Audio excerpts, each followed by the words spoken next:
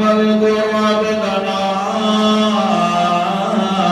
داود ذا العید انه اواب. اے میرا پیغمبر، قرآن مقدس کے اندر میرے خاص بندے داؤد کا بھی ذکر کر دو.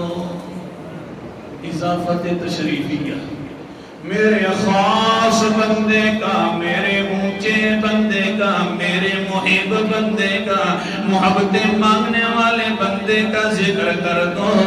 ذل ایدی، داؤد ذل ایدی بڑی طاقت والا انسان تھا، لیکن انہو اواب، وہ بڑی محبت کرنے والا تھا.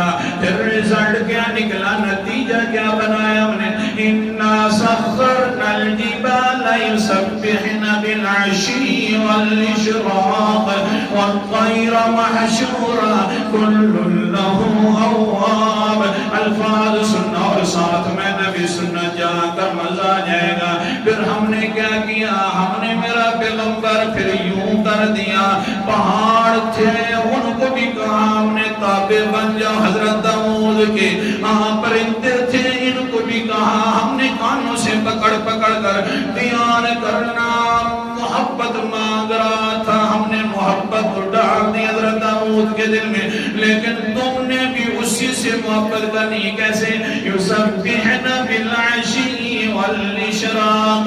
حضرت داؤد زبور کی تلاوت کرتے تو پرندے بھی کہتے سبحان اللہ، پہاڑ بھی کہتے یسبحن سبحان اللہ. صبح بھی شام بھی، یا اللہ آخر کیوں کر دیا ایسا کہ یہ پرندے بھی محبت کرنے؟ فرمایا اللہ تعالیٰ نے کل لہ اواب، دنیا کی ساری مخلوق لہو اس سے محبت کرنے والی تھی.